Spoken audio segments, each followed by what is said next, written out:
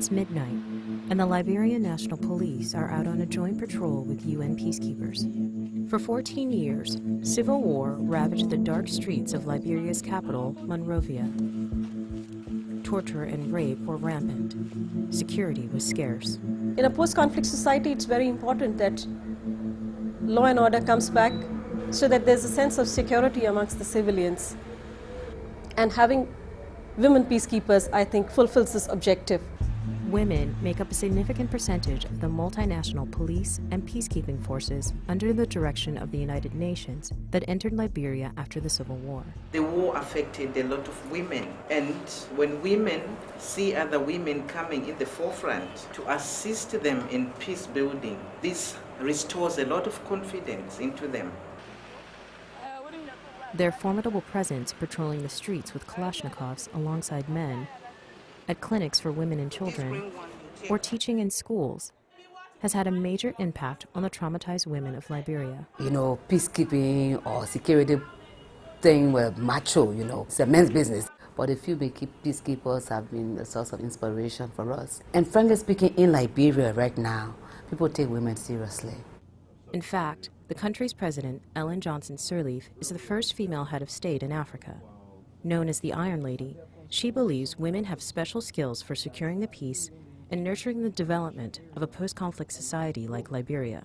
My experience has been that women tend to be more committed, work harder, more honest. A woman brings to the task an extra sensitivity. I think the characteristics that come from being a mother.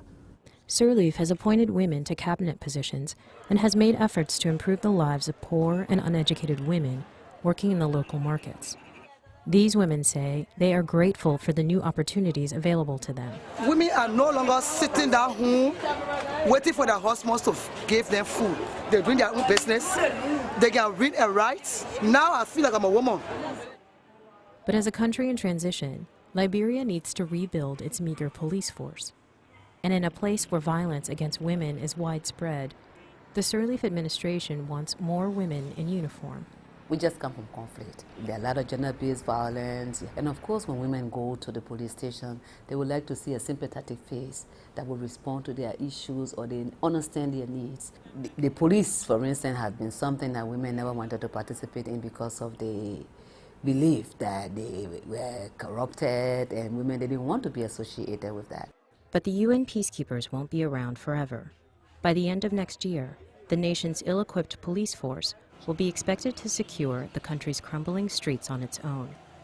It is a daunting task for an underpaid force of mostly men and a few women with a reputation for corruption. To impart them the right values, the right professional ethics, the right qualities that would make them good law enforcers. It is really a challenge. So in order to mentor and train the national police, the female peacekeepers used an approach that is already familiar to a lot of them, mothering. I'm a mom, I have 4 kids. I'll never be finished in that role, but we are like parents. This is our role to help them to grow up, and once they're 18, we go away. UN police officers like Estella Bemba from Zambia work closely with local stations and walk them through various protocols of investigating crimes.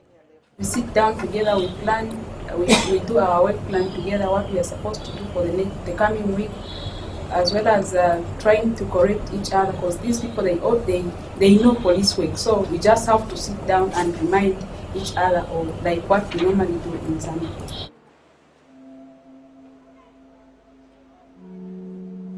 But even with the best of intentions, the challenges for a post-conflict force are heightened at night. The majority of the city does not have electricity, so at night, dilapidated police stations are sometimes lit with one bare light bulb or not at all. Further, in this poor country, most Liberians, the police included, do not have cars, phones, or a centralized number to call in case of emergencies.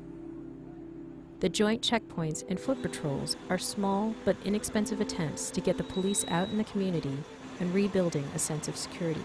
We are trying to take the police to people, to become acquainted, to become familiar with people, so that at least they are being sensitized on some of the do's and don'ts. There's still a lot to be done in training and mentoring and getting the Liberian National Police up and running. It'll take a long while before the government is able to fully finance everything that is needed for the police force. We'll have to do a lot of work the next couple of years. But there is a bright spot. Slowly but surely, Liberian women are appearing in uniform. They say they are inspired by the female peacekeepers. First, women was not speaking in public places, and now women are. They are working in some of the ministries. They are more rodents. If we young women here can do the same, I hope our country will become a good country for us to go through our life.